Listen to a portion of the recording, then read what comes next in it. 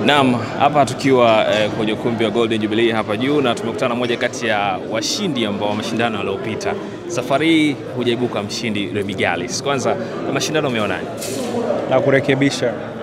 Oya mtakati. Sijaibuka mshindi wakati nimekuwa mshindi wa pili. Wewe vipi? Umeona washindani wangapi kwa? Sema hujakuwa mshindi wa kwanza, umekuwa wa pili. Rudia tena. Wa pili ni mshindi. Sasa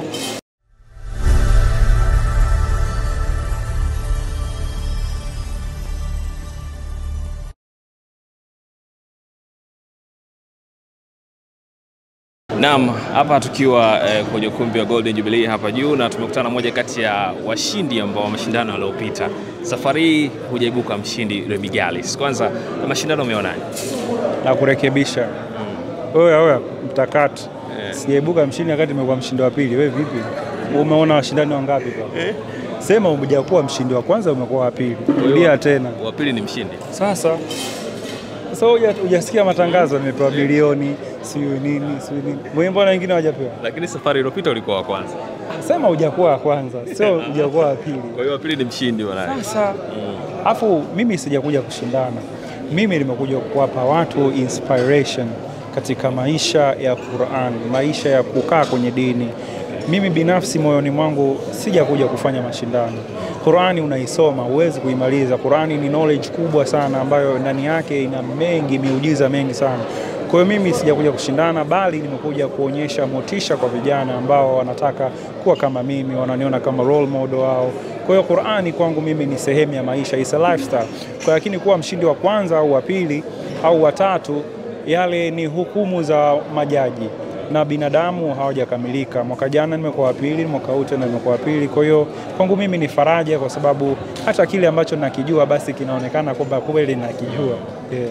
Remy Gallus, wewe ni mmoja kati ya watu ambao sasa hivi wameingia kwenye ndoa rasmi. Wasanii wa maigizo kwa asilimia kubwa huwa watu wanasema ni sehemu ya kupotezea muda. Yaani unaweza kufanya michezeo tu kwa watoto wa kike, lakini wewe umeamua kufuata moja ya sheria za Mwenyezi Mungu, ama ni sunna za Mwenyezi Mungu, na kuna ile wanasema arijalu kawamuna nisaa.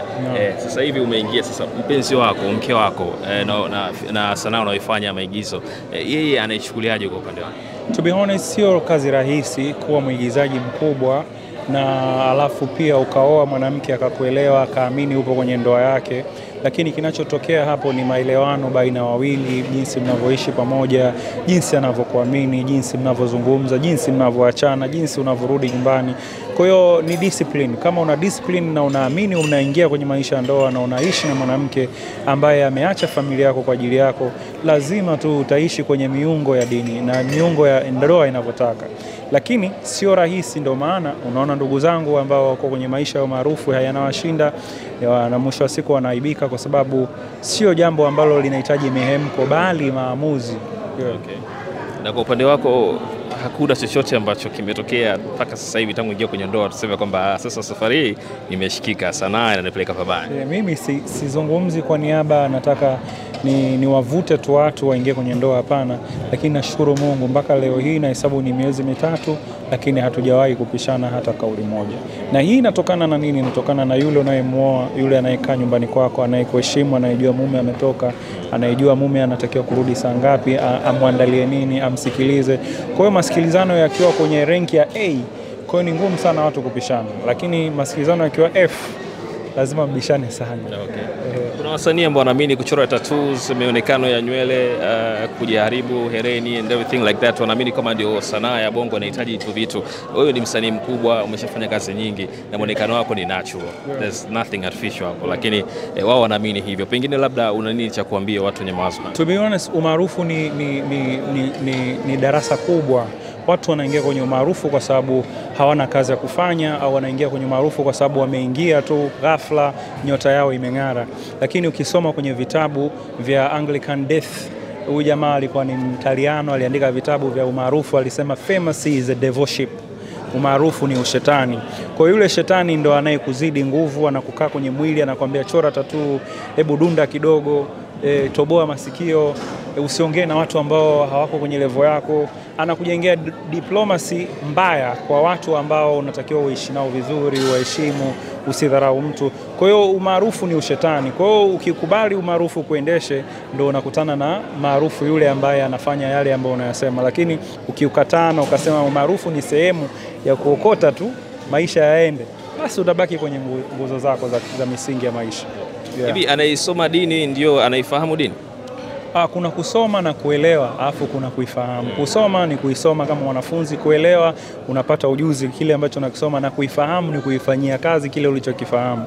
Lakini wapo waumini wa dini ambao wanaisoma, wanafahamu na pia hawatekelezi. Ndio maana kwenye Qur'ani Mwenyezi Mungu anasema ya ayyuhalladhina amanu lima taquluna ma la taf'alun, nyie mlioamini kile mnachokisema hamkitekelezi. Hapa wanaongelewa ni waumini wa dini ambao wanasambaza maneno ya Mwenyezi Mungu lakini hawayaishi katika yale maneno. Okay. Sisi umenijibu hivyo, manake kuna kitu nacho na mimi natamani kuuliza hili swali. Hivi karibuni kumekuwa na wimbi la watu mashuhuri kufuturisha watu mwezi mtukufu wa Ramadhani, na moja ya watu ambao tumeona Diamond kafanya Wasafi Iftar, Ali Kiba kafanya hivyo, na hata Manara leo pia amefuturisha watu. Pengine wewe kwa upande wako iko vipi? Watu ambao wanasema kwamba iftar ni lazima ufuturishe watu wenye hali ya chini, watu wa hali ya juu sio kufutarisha kwa sababu wanajiweza. Pengine utuwekee sawa hii. Okay, mimi binafsi pia nimefuturisha. Nilikuwepo Tandale kwenye kituo cha watoto yatima wenye uhitaji zaidi. Unajua kufuturisha unapata thawabu kwa Mwenyezi Mungu, lakini kuna madaraja. Kuna huyu ana uwezo, kuna huyu hana kabisa. Kwa hiyo wewe utachagua unataka kukaa kwenye daraja lipi. Kwa mimi nilichagua kwenda kufuturu na watoto yatima Tandale kwenye kituo cha Madina, na nimeona hali ya halisi maisha yao jinsi yalivyo, na uhitaji sio tu kufuturu bali kuwapelekea na mahitaji mengine. Kwa hiyo wewe na Mungu wako unatafuta nini, na ambacho mimi nimekiona, nisizungumzie wenzangu kwa nini wamefanya hivyo, lakini mimi binafsi ukiniuliza nimeona nifanye hiyo njia ambayo nimekwambia. Naona kwako ni sahihi. Yes. Na ambayo Mwenyezi Mungu kaitaka kuifanya hivyo. Sahihi kabisa. Mwenyezi Mungu kataka ufuturishe watu ya hali ya chini. Mwenyezi Mungu hajasema makundi. Kasema wafuturusheni, na ukifuturisha mtu ina maana ni sawa, yani ukimfuturisha, yani wewe ambayo umefunga ukamfuturisha mtu, amali yake kufuturisha niko pale pale, lakini sasa kuna daraja, kuna angles za watu, matabaka. Kwa wewe ni wewe na choice yako. Okay. Yeah. Tunaelekea sikukuu ya Eid al-Fitr, na pengine labda umeandaa kitu gani kwa watu, labda majirani zako, washikaji zako, labda kuna surprise yoyote, baby mama maybe? Mimi taasisi yangu ya RG Foundation inatoa, na sitangazi kwa sababu nataka watu wajue, bali taasisi inahitaji kusikika ili wahusika wenye uwezo watufikie, ili na sisi tusaidie kuwafikia wengine. Kwa hiyo tuna program ya Zakatul Fitri ambayo imeanza toka juzi, jana, leo mpaka usiku wa leo. RG Foundation inafanya kazi ya kuwafikishia viroba ambavyo ndani yake kuna mchele, sukari, mafuta na unga.